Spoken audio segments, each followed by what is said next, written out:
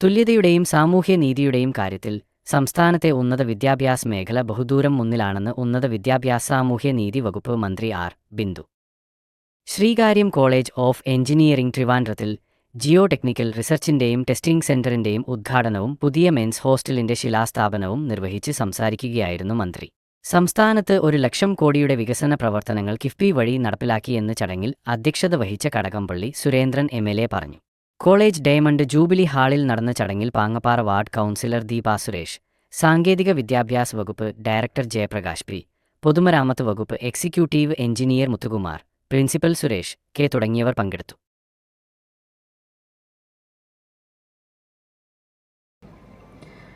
കേരളത്തിലെ ഉന്നത വിദ്യാഭ്യാസ മേഖല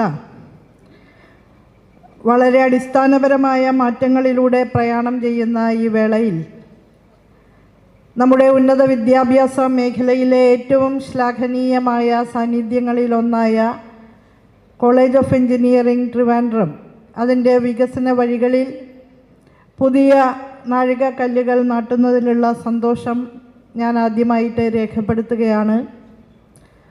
ഇന്നിപ്പോൾ ഇവിടെ ഉദ്ഘാടനം ചെയ്യപ്പെടുന്ന Jio technical research and testing centre 11 കോടി രൂപ ചെലവിലാണ് തയ്യാറാക്കിയിട്ടുള്ളത്. അത് തീർച്ചയായും ഭൗമ ചലനങ്ങളുമായി ബന്ധപ്പെട്ട കാര്യങ്ങളിലും മറ്റും വളരെയേറെ അനുഗ്രഹമായിട്ടുള്ള ഗവേഷണങ്ങളിലേക്ക് പോകാൻ നമുക്ക് സഹായകരമാകും എന്നാണ് ഞാൻ കരുതുന്നത്. 11 കോടി രൂപ ചെലവിൽ നിർമ്മാണം പൂർത്തീകരിച്ചിട്ടുള്ള geo technical research and testing centre കെട്ടിട സമുച്ചയം നിങ്ങളെ എല്ലാവരെയും പ്രതിനിധീകരിച്ച് ഉദ്ഘാടനം ചെയ്തതായിട്ട് അറിയിക്കുന്നു. അതോടൊപ്പം തന്നെ മെൻസ് ഹോസ്റ്റൽ കെട്ടിട സമുച്ചയം വളരെ പ്രാധാന്യത്തോടു കൂടി തന്നെ ഞാൻ കാണുകയാണ്. 17 കോടി രൂപ ചെലവിലാണ് ഈ കെട്ടിട സമുച്ചയം ഒരുങ്ങുന്നത്.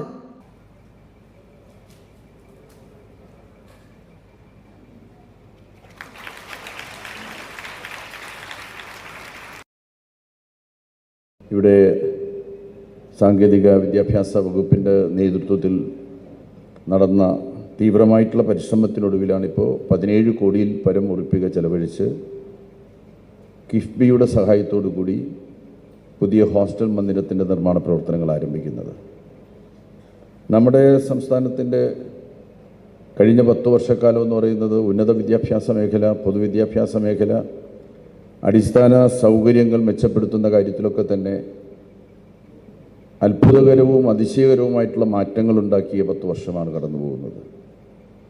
കിഫ്ബി എന്ന് പറയുന്നതായിട്ടുള്ള ഒരു സാമ്പത്തിക സ്ഥാപനത്തെ സംബന്ധിച്ച് അതിനെ എതിർക്കുന്ന ഒരുപറ്റം ആളുകളൊക്കെയുണ്ട്.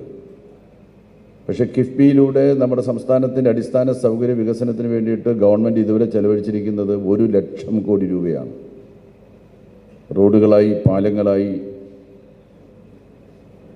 കോളേജുകളിൽ വിവിധ തരത്തിലുള്ള വികസന പ്രവർത്തനങ്ങൾ, നമ്മുടെ സ്കൂളുകൾക്ക് അടിസ്ഥാന സൗകര്യ വികസനത്തിന് വേണ്ടിയിട്ടുള്ള പുതിയ കെട്ടിടങ്ങൾ, സ്മാർട്ട് ക്ലാസ് റൂമുകൾ, ഇങ്ങനെ ഒരു നവകേരള നിർമ്മിതിയുടെ ലക്ഷ്യസാക്ഷാത്കാരത്തിന് സമ്പത്ത് സമാഹരിച്ച് അത് നടപ്പിലാക്കുന്നതിന് വേണ്ടിയിട്ടുള്ള തീവ്രമായിട്ടുള്ള യജ്ഞമാണ് കഴിഞ്ഞ 10 വർഷക്കാലമായിട്ട് കേരളത്തിൽ നടക്കുന്നത്.